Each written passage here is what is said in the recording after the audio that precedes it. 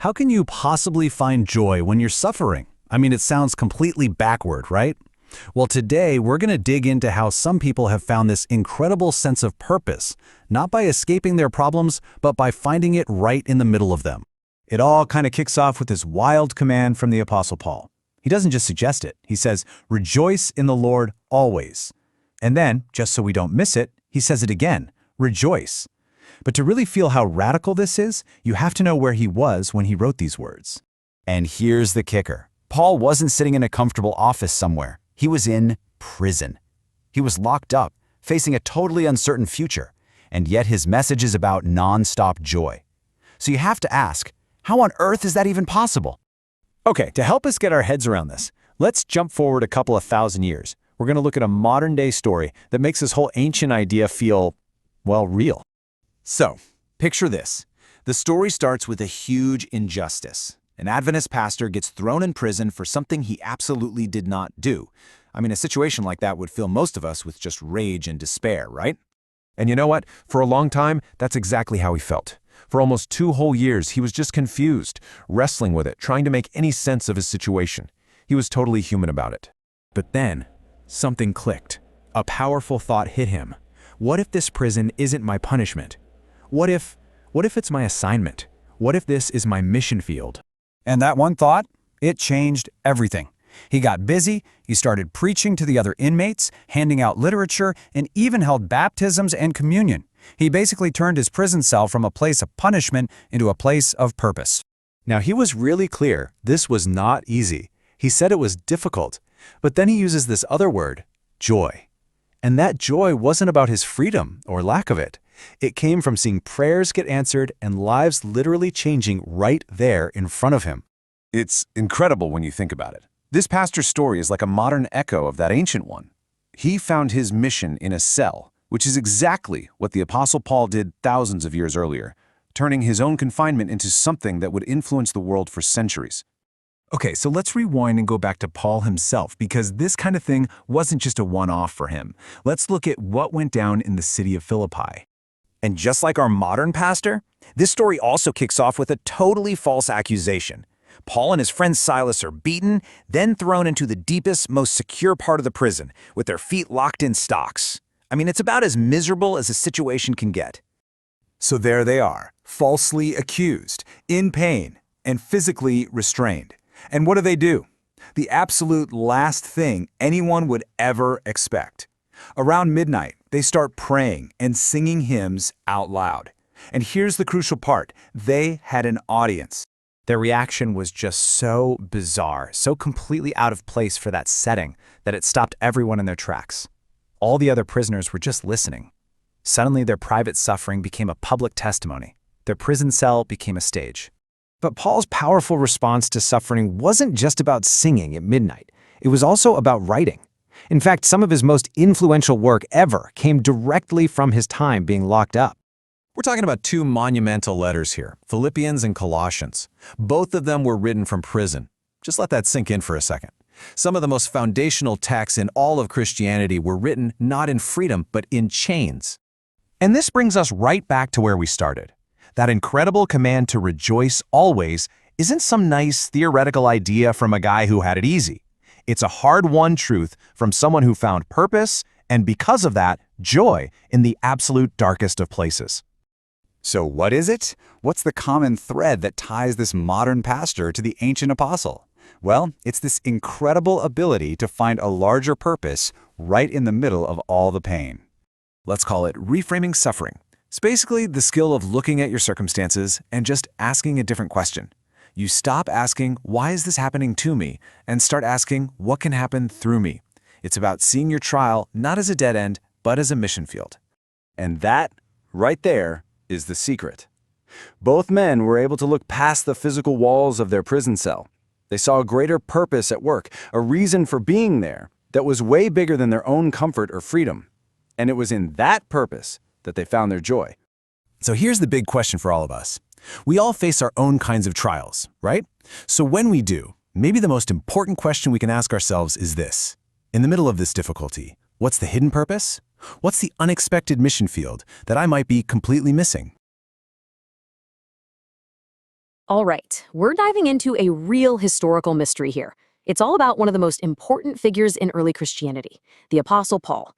And it centers on these incredibly powerful letters he wrote while he was a prisoner. Letters that, no joke, would go on to shape so much of Western civilization. So let's just jump right in with a quote from the man himself, an ambassador in chains. Think about that for a second. An ambassador in chains? How does that even work? It sounds like a total contradiction, right?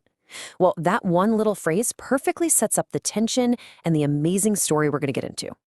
So let's talk about Paul, the prisoner. This was a man who basically dedicated his entire life to spreading the message of Jesus Christ. But for him, that service, it didn't always mean freedom and open roads. Actually, a lot of the time, it meant the complete opposite. He was constantly getting thrown in jail by the Roman authorities for what he believed. But here's the really incredible part. Being locked up didn't silence him. Not at all. In fact, it's the total opposite. 4 of the most influential books in the entire New Testament, books that have literally shaped history, he wrote them while he was a prisoner. His chains couldn't shut him down. And these letters, these really important texts that he wrote from a jail cell, well, they have a name. We call them the prison epistles.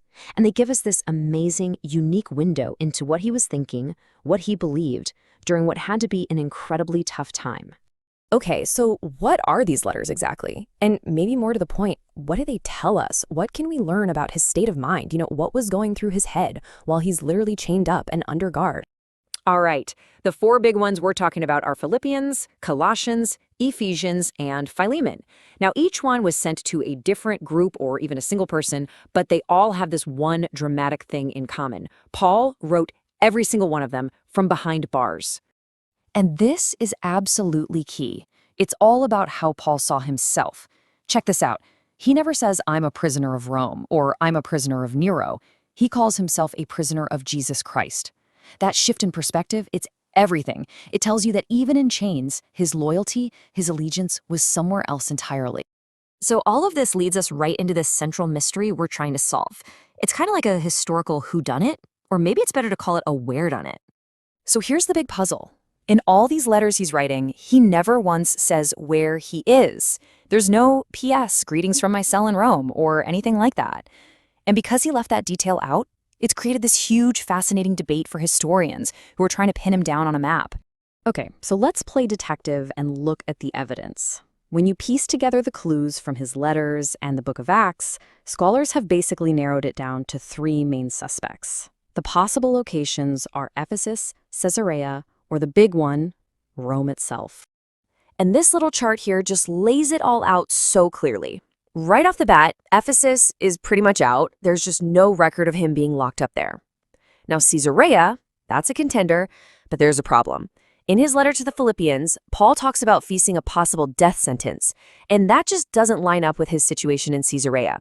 His case was kind of on pause there. So when you look at all the clues, only Rome really ticks all the boxes. Yeah, all the evidence is really pointing to one place, the heart of the empire. So let's dig into the specific clues that make the case for Rome so strong. All right, clue number 1. It's a single word Paul uses in his letter to the Philippians, praetorium. So, what on earth is a praetorium? Now, the word praetorium could just mean a governor's house, but here, the context suggests he's talking about people. He says the whole praetorium has heard his message, and that's a huge clue, because scholars are pretty sure he's talking about the elite soldiers in Rome, the Praetorian Guard. These were the guys who protected the emperor himself, and they were the ones guarding important prisoners, like Paul. Okay, clue number 2 is just as good, and it's at the very end of that same letter. Paul sends out a very specific hello that basically acts like a pin dropping on a map. He says hello from the believers who were part of Caesar's household. Now, that doesn't mean he's hanging out with the emperor's kids. It means the huge network of people who made the empire run. Civil servants, slaves, staff. And if you're sending greetings from Caesar's household, well, there's really only one place you can be, the capital city, Rome. So when you put all these puzzle pieces together, the timeline gets pretty clear. The consensus among most scholars is that Paul was a prisoner in Rome sometime between AD 60 and 62. And it was during that 2-year stretch that he wrote these incredible letters that we're still reading today. Okay, so we've pretty much solved the where done it. It was Rome. Now let's circle back to that incredible phrase from the start and really dig into what it means. Why didn't he see himself as a criminal? Why an ambassador in chains? It all comes down to this powerful mental switch, this act of reframing his situation. Where the world just saw some political prisoner, Paul saw himself as a diplomat for Christ. Where other people would just see chains holding them back, he saw a brand new, totally unexpected place to do his work. So he wasn't silenced at all. In a weird way, his message got even louder, reaching the ears of the emperor's own guards.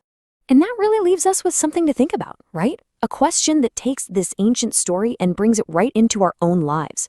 Paul's experience proves that being confined, being limited, doesn't have to be the end of your story or your influence. So the real question for us is, how can we learn to do that too? How can we start to see our own challenges, our own chains, not just as things holding us back, but maybe, just maybe, as unexpected opportunities? What does it really take to endure something that feels, well, unimaginable? Today, we're going to dive into the story of the Apostle Paul. This is a guy whose life was pretty much defined by hardship, but his journey, it has some absolutely incredible lessons on resilience that are just as relevant today. So let's jump right in. It all kicks off with these 3 simple but really powerful words from Paul himself, "in my chains." And get this, he's not being poetic here. This isn't some metaphor. This was his literal day in, day out reality. And that phrase, that's the key to unlocking a story that's not just about suffering, but about a kind of strength that is just mind-blowing.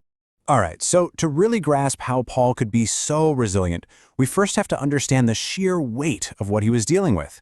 You see, this goes so far beyond just the word prison. We're talking about the brutal, non-stop daily reality of what it meant to be a man in chains. And this wasn't, some one-and-done thing.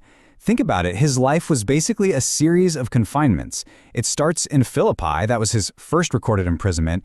Then there's a short but intense time in Jerusalem, a really long stretch in Caesarea, and then finally, even under what they called house arrest in Rome, he was still chained. Chains were just a constant part of his world. So what does that even mean, being in chains? What did it actually look like? Well, in Rome, even during that so-called house arrest, it meant he was physically chained 24/7 to an elite Roman soldier. Just try to picture that for a second. Absolutely no privacy, no moment of solitude. You are always tethered to a living, breathing symbol of your own captivity. And then you have to think about the human cost of all this. There was a writer from around that time, a guy named Ignatius, and his description of these guards is just chilling. He said they weren't just a tough crowd. He literally called them wild beasts who would get even worse if you tried to be nice to them. So Paul wasn't just chained to a wall. He was chained to a person, and a lot of the time, a really hostile one. Okay, so when you hear all that, it just leads to one massive question, right? When you're facing that kind of relentless pressure, physical and mental, how in the world do you keep going? Where does that kind of strength possibly come from? Let's boil it down to the central question. How was Paul able to endure everything he faced? Well, the answer really breaks down into 2 key parts. First, what was going on inside his own mind, and second, the resources he was pulling from for strength. So that first piece of the puzzle, it's all internal. It's about his mindset. And it's kind of a paradox, right? He found this incredible power right in the middle of what looks like total weakness. It really all comes down to how he managed to mentally reframe his entire situation. Okay, and this is the absolute key right here. Paul was basically living in 2 different realities at the same time. On one hand, you have the outward reality, and it's grim. Imprisonment, constant stress, being chained to a guard. But on the other hand, you have his internal focus, which was in a completely different universe. He was making an active choice to find a brighter side. He was choosing to believe he wasn't forsaken. He was focusing all his energy on an unseen power that he believed was bigger than his problems. It's like a masterclass in resilience. But here's the thing. A powerful mindset like that doesn't just appear out of thin air. It needs fuel to keep running. For Paul, it was sustained by what you could call a spiritual toolkit, a set of actual practical resources that gave him the strength he needed to maintain that focus day after day after day. And this toolkit really had 2 main things in it. First, something he called the Word of Truth, which for him was the Bible. And second, a divine power that he referred to as the Holy Spirit. And it's so important to get this. For Paul, these weren't just fuzzy, abstract ideas. Nope, they were practical, hands-on tools for survival. So let's break down what these tools actually gave him. From the Bible, he got to learn from the mistakes and the successes of all the people who came before him. It was like having this giant library of human experience. But the Spirit? That was something different. That was an active, internal power. He saw it as the force that could purify his heart, help him overcome his worst tendencies, and ultimately allow him to connect with the divine nature itself. The author Ellen G. White really captures the essence of the second resource. She said that Christ has given his Spirit as a divine power to overcome all hereditary and cultivated tendencies to evil. That's a powerful way of putting it. It's basically the engine for internal change. So where does that leave us? I mean, this is an incredible story of endurance from a long time ago. But how do we apply these lessons today? How do we make this relevant to our lives, right here, right now?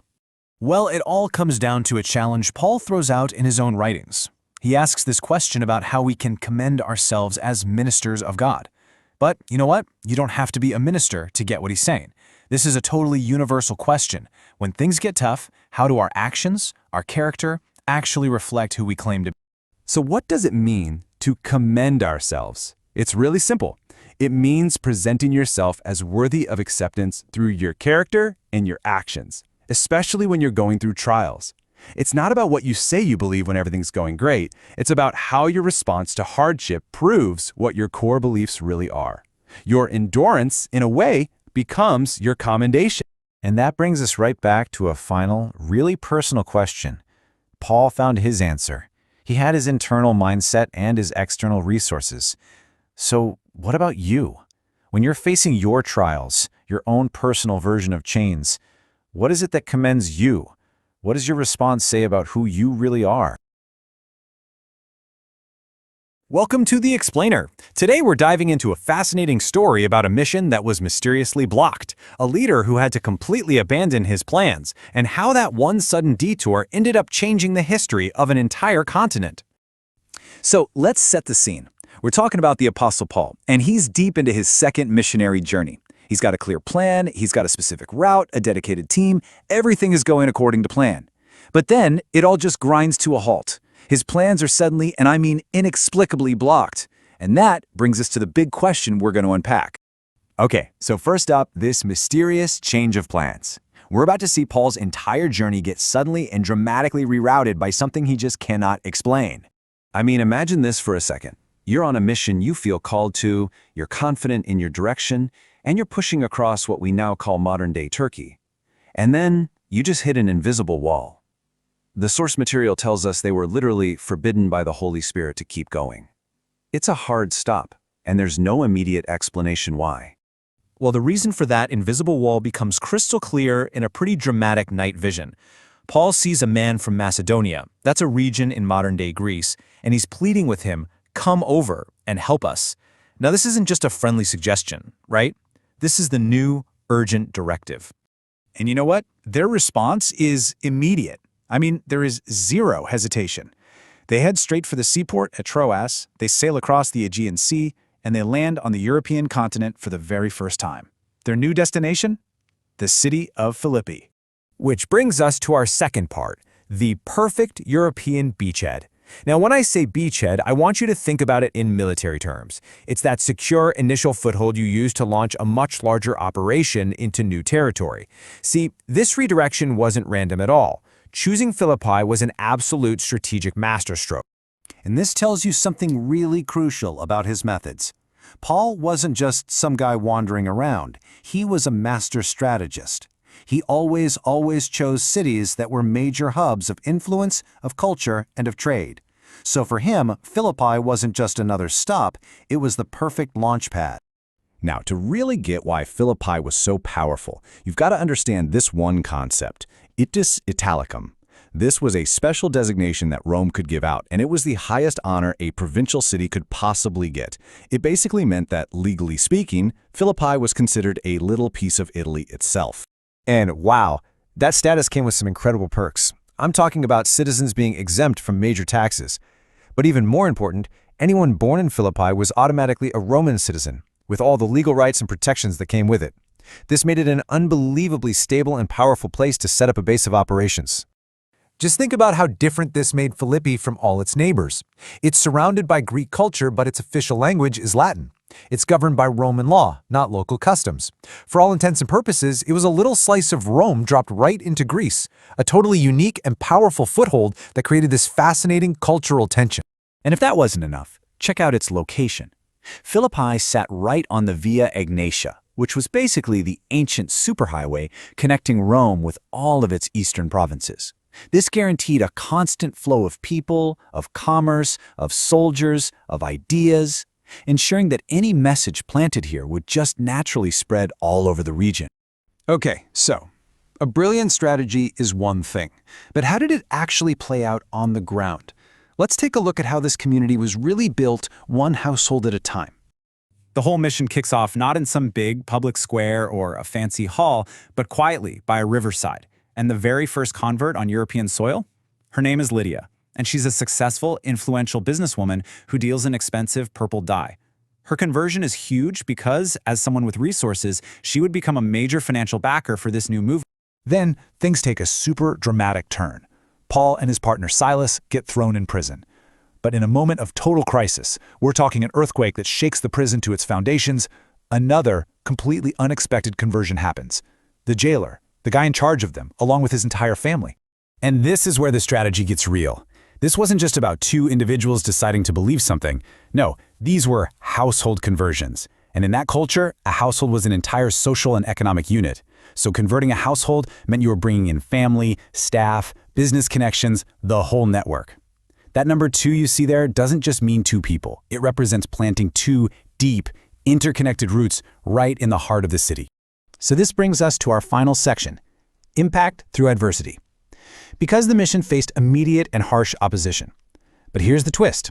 Far from being a setback, this persecution actually became a catalyst for growth. It seems kind of counterintuitive, doesn't it? The vision leads them to a place where they immediately face serious hardship. But the source material suggests this was known, it was even factored into the plan. Philippi was the ideal beachhead because of the challenges it presented, not just in spite of them. And this is where you see this fascinating paradox play out. I mean, think about it. Paul's imprisonment directly led to the conversion of that jailer and his household. The very act of persecution created an opportunity to reach someone who would have been completely inaccessible otherwise. So adversity didn't just fail to stop the mission, it actually accelerated it. And this pattern, it would become a defining feature of how this message spread across Europe. And all of that leaves us with this final thought. Paul's journey was rerouted by forces way beyond his control, and it led him to a place of both incredible hardship and immense strategic opportunity. It really makes you wonder, doesn't it? How might the unexpected detours and the biggest challenges in our own lives be the very things that lead us to our most impactful beachhead? All right, let's dive into a story about a fascinating conflict between ancient law and a radical new idea about what it means to be human. And at the heart of it all is a leader who managed to build an incredible community in a city he never even stepped foot in. So, here's the puzzle we're going to unpack. We have the Apostle Paul and the city of Colossae. His message absolutely takes root and flourishes there. But the thing is, he never walked its streets. He never preached to its people directly. So, how on earth did that happen? Well, the answer lies in a brilliant and surprisingly modern strategy. To really get a handle on Paul's strategy, what we're calling his invisible influence, we have to start with the one core fact that makes this whole story so fascinating to begin with. He was never there, not once. And listen, this isn't just some minor piece of trivia. It's the absolute key to understanding his entire method for spreading ideas. So if Paul wasn't the one who started this community, who was? The answer, it turns out, isn't actually in Colossae. Nope. It's about 100 miles away in a massive, bustling port city that became the center of a cultural and religious shockwave. You could call it the Ephesus ripple effect. I want you to just picture Ephesus in the mid-50s AD. This is not some quiet little town. It's a huge, influential hub, and Paul makes this his base of operations. But he's not just thinking about the people in Ephesus. He's got a much bigger vision. He's planting a seed in really fertile ground, knowing that the winds of trade and travel will carry it far beyond the city walls. And boy, did that strategy work. The book of Acts actually claims that from his base there in Ephesus, all they which dwelt in Asia heard the word. It's incredible. His message was just radiating outwards, reaching deep into all the surrounding regions. So what you end up with is this simple but incredibly powerful, repeatable model. Paul didn't have to go everywhere himself. Instead, people would come to a major center like Ephesus. They'd hear his message, and they become his partners. A guy from Colossae named Epaphras is the perfect example. He converts in Ephesus and then does the most natural thing in the world. He takes this new, life-changing message back home with. And home for Epaphras, well, it was a pretty complex place. You got a large Jewish community in Colossae, but the city was also deeply rooted in pagan, polytheistic culture. So you can imagine, this made it a really tough environment for a brand new faith.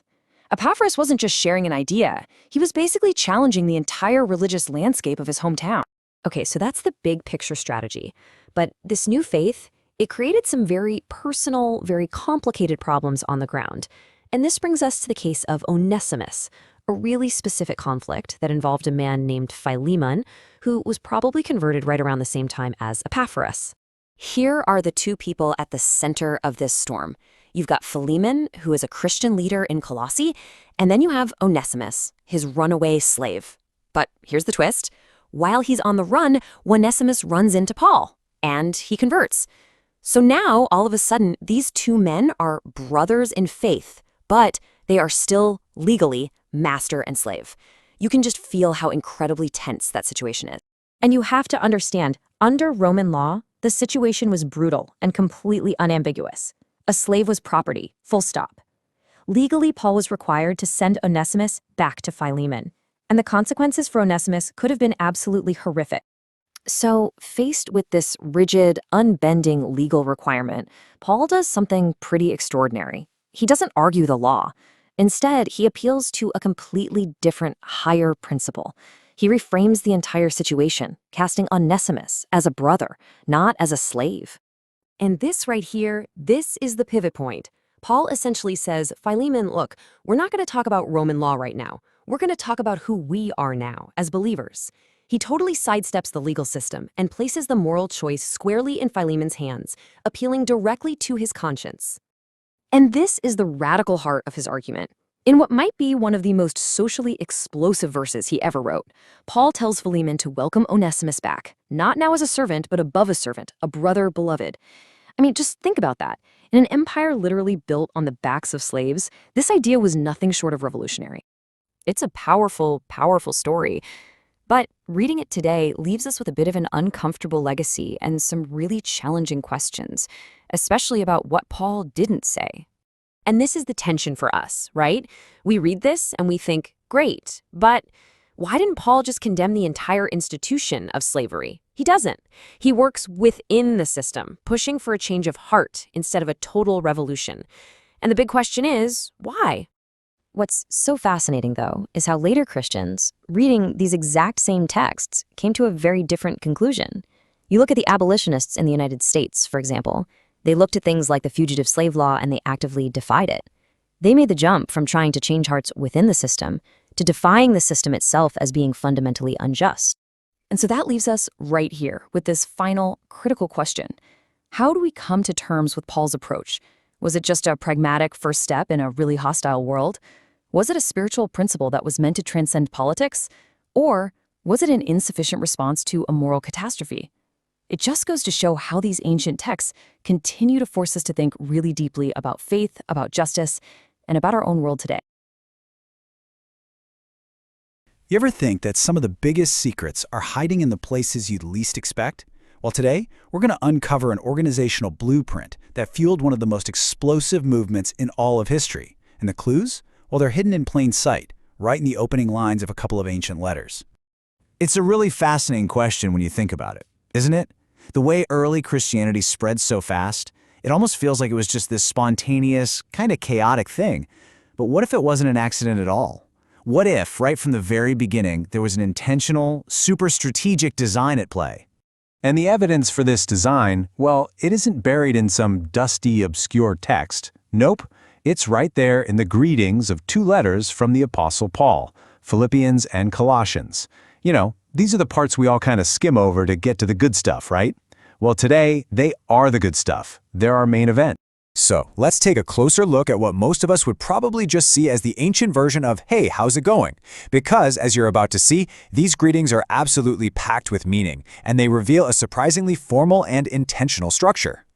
Okay, so here they are, the two greetings right next to each other. And you can see the language is very, very specific. In both of them, Paul starts by addressing the saints. But then he gets even more detailed. Over in Philippi, he mentions overseers and deacons. And in Colossae, he adds faithful brothers.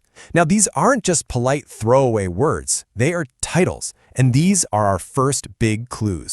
Let's start with that first word, saints. It's a term we've all heard, but what it originally meant, well, that might actually surprise you. This is our first clue, and it really helps build the foundation for this whole idea. So get this, when Paul called someone a saint, he wasn't talking about them being morally perfect or some kind of super holy person who gets an award after they die. Nope, it simply meant they were set apart. Through baptism, every single member of the church was seen as one of God's special people, set apart for unique purpose. So basically, everyone was a saint. Yeah, it's so important that we separate this original meaning from what came much, much later. For Paul and the entire early church, saint was an inclusive term for all the members, not some exclusive title for a tiny handful of people. It was all about belonging and having a purpose right from day one. All right, so now that we've established the general membership, the saints, those greetings point to something else, something more. They point to a specific and really intentional leadership structure. This is where the organization really starts to pop. The structure here is surprisingly clear. Overseers and deacons. Those aren't just casual descriptions, they're formal job titles. The overseers were basically the supervisors, responsible for the spiritual health and guidance of the church. The deacons, they were focused on service, handling all the practical needs and administration. And that term, faithful brothers, that also referred to people with a specific job in the church. These weren't just random helpers. They were part of an organized system that Paul clearly knew and recognized. We know these were established roles because they're described in detail in other New Testament letters. So this begs a pretty big question. Why? Why go to all the trouble of setting up this level of organization so early on? Well, it turns out this structure wasn't about creating bureaucracy or red tape. It was a core part of a totally brilliant strategy for growth and, just as important, for sustainability. And this just illustrates the genius of the whole plan. It was a two-pronged attack, really. First, you've got outreach, the evangelism, to bring new people into the fold. But, and this is key, just as important was step 2, retention. Paul knew that without a strong local leadership team, the overseers, the deacons, the faithful brothers, new members would just be left hanging with no support. This organization was the secret sauce for making the growth stick. And, this wasn't just some strategy that Paul cooked up on the fly. He was actually building on a model that had deep roots and would go on to have this incredibly long-lasting legacy, influencing how churches were organized for centuries. In fact, long before Paul even wrote these letters, the very first church back in Jerusalem had already established this principle. This quote from Ellen G. White really nails it. The Jerusalem church was intentionally designed to be a template, a model to be copied everywhere the gospel spread. So the idea of organized leadership, it was there from the absolute start. And you can literally trace this blueprint through history. It starts around 34 AD in Jerusalem, with the very first officers being installed. Decades later, Paul's letters confirm that these same structures are up and running in his churches. And then you fast forward almost 1,800 years, and you see groups like the Adventist pioneers in the 1850s, looking all the way back to this exact New Testament model as the perfect blueprint for their own organization. It's amazing. This quote from James White is so powerful because it just captures the core belief perfectly. For them, this model wasn't just a good idea. It was a complete, divinely inspired system. The thinking was the blueprint laid out in the New Testament was all you needed because it was designed to be enough. Which, of course, brings us all the way back to today. We've seen how this clear organizational blueprint, hidden in what looks like a simple greeting, was absolutely fundamental to the success of the early church. It really makes you wonder, doesn't it? Whether it's a company, a social movement, or any group with a mission, how much does its internal structure, its own blueprint, still define its ability to grow, to last, and ultimately to succeed? Definitely something to think about. All right, let's jump right in. Today, we're going to break down a really specific and honestly a pretty challenging framework for dealing with hardship. We're going to look at its core instructions for building resilience when life just throws its worst at you. I mean, it's a question we all face, right? Life is often unfair. So, what now? You get treated unjustly, you run into opposition, things just don't go your way. The text we're looking at today, it doesn't shy away from that at all. In fact, it starts right there with that universal problem as the foundation for its advice. So, what's the very first step it recommends? Okay, so the first instruction is simple, but wow, is it powerful? Stand fast. This isn't about changing your circumstances, It's about changing your posture inside of them. It's this call to find an unshakable core, even when everything around you is trying to just knock you right over. And the text uses this really powerful image to get the point across. Set your face as a flint. Now think about that. Flint is a hard, unyielding stone. So this isn't some passive, just take it kind of stance. No, it's an active, determined setting of your will no matter what's coming at you. But okay, what does that actually look like in real life? Well, the text breaks it down into these 5 specific actions. And notice the theme here. It's all about internal control. It says, don't get provoked when you're suffering wrongfully. Don't retaliate. Instead, it's all about holding on to your integrity, pressing on with, and I love this phrase, meekness and lowliness, and just doing your work with a steadfast purpose. So the crucial point here is that strength isn't defined by fighting back, but by holding on tight to your own character. Okay, so where's all this strength supposed to come from? I mean, that's a lot to ask of someone. Well, the source uses this very specific phrase, leaning on the arm of God. It frames this whole approach not as some act of pure self-reliance, just gritting your teeth. Instead, it's about drawing strength from a divine promise of unwavering support. This idea of an external, totally reliable power source, it's absolutely central to the text's whole framework for standing fast. From there, this framework builds into something, well, even more counterintuitive. Now we get to this really paradoxical idea that the source presents, and it's all about its view on persecution. So on one hand, you've got the common understanding, right? Persecution is destructive. It stops progress, it causes a ton of harm, it just crushes things. But this text, it presents a totally radical alternative. It suggests that under the right conditions, the very act of opposition can become a catalyst, a seed for future growth. Wild, right? In this next quote just illustrates that point so brilliantly. The source brings up the early church leader Tertullian, who made this incredibly defiant statement to his persecutors. He said, "The oftener we are mown down by you, the more in number we grow. The blood of Christians is seed." The visual is just so stark, isn't it? Being mown down like grass. But the outcome is the complete opposite of what the oppressor wants.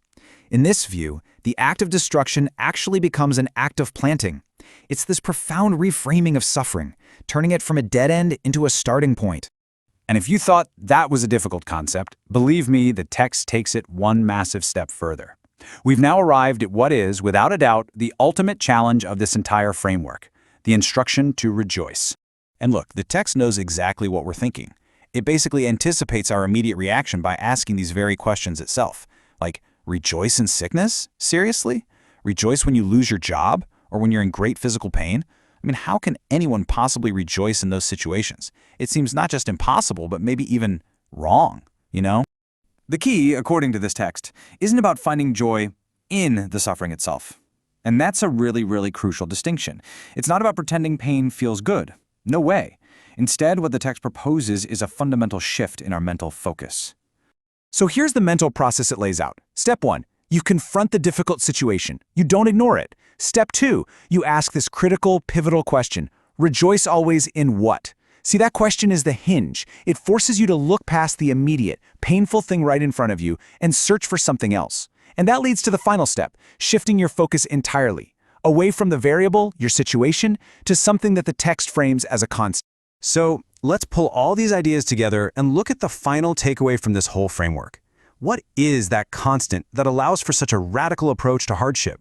The entire structure, everything we've talked about, it all rests on this one foundational promise, which is quoted directly in the text, "I will never leave thee, nor forsake thee." So that constant, the thing you're supposed to rejoice in, is this belief in a divine presence that never ever changes, even when your health, your finances, and your well-being are in total turmoil. This promise is presented as the anchor, the one thing that makes it possible to stand fast and even rejoice. So, to wrap it all up, what we've unpacked here is a three-part framework for resilience.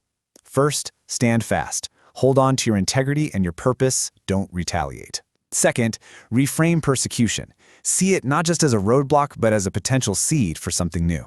And third, rejoice always. And you do that by shifting your focus from your ever-changing circumstances to an unchanging, constant promise. And all of that leaves us with a final, really big question to think about. This whole framework, it's built entirely on separating your inner state from your outer world. It proposes that real, true resilience is found not in changing what happens to us, but in anchoring ourselves to something completely beyond our circumstances. So the question to ponder is this: is that even possible? And if it is that the true definition of resilience? So, what if I told you that a simple bottle of throat spray from Australia could actually unlock a timeless strategy for making a real impact in the world? I know it sounds kind of out there, but it's this incredible story about creative investment, and it all starts in a place you would never, ever expect. Okay, this sounds like the setup to a really weird joke, right?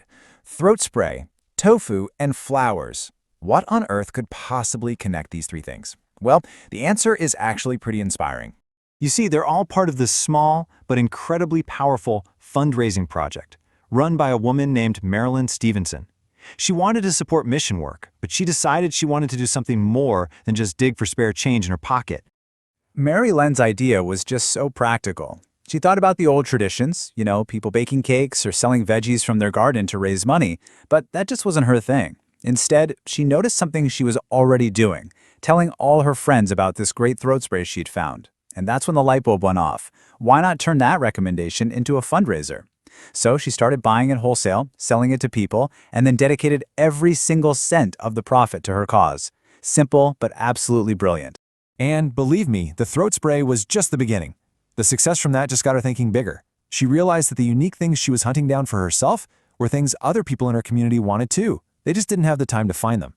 And just like that, her personal shopping list turned into a real community service.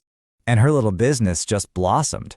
Pretty soon, she was selling everything from exotic fruits and fresh tofu to all these specialty vegan items.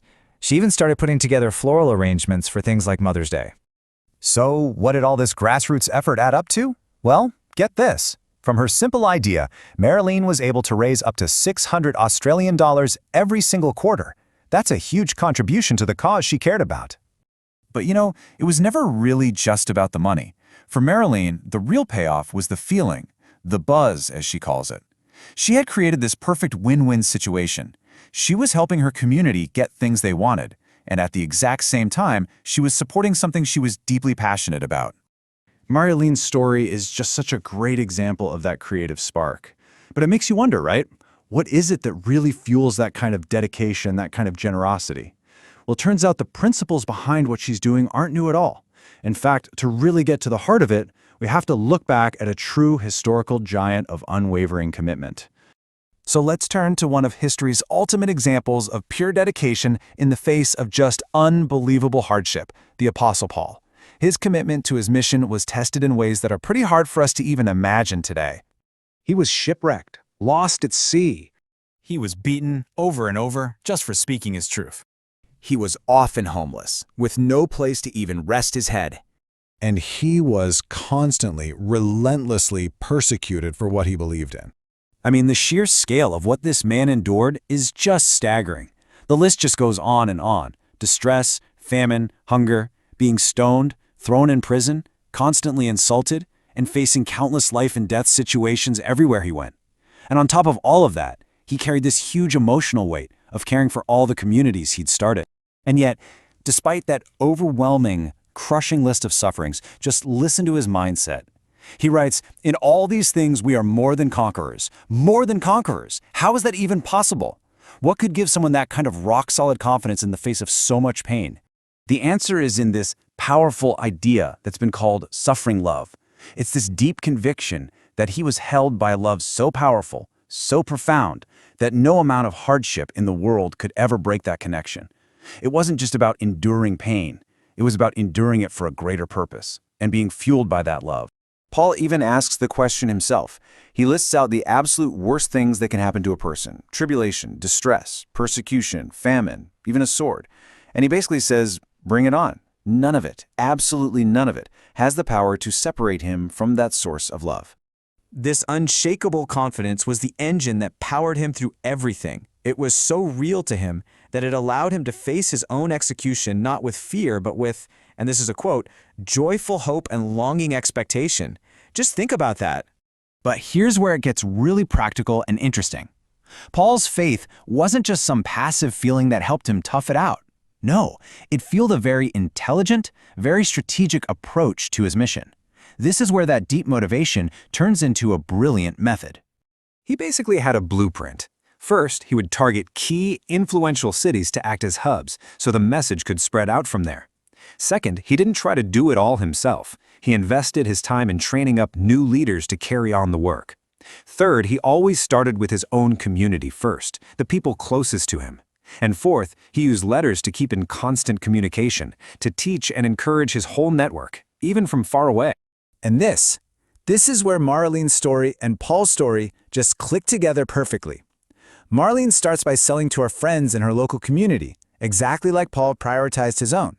She uses her small-scale project to help fund a wider global mission, a modern version of Paul picking key cities as outposts. And through her simple, practical example, she inspires other people, which is exactly what Paul was doing when he trained new leaders. I mean, the scale is totally different, right? The context is worlds apart, but the fundamental principles are exactly the same. From ancient Rome to modern-day Australia, the heart of any successful mission is always this: a deep, heartfelt motivation combined with a smart, strategic investment of whatever you have. It's a really powerful thought to end with. Paul's investment cost him his life. Marlene's involved selling some fruit and tofu. Their commitment looks radically different on the surface, but it comes from the very same place. So, the question for all of us is this: whatever your mission is, big or small, what's the creative, strategic investment it's asking of you?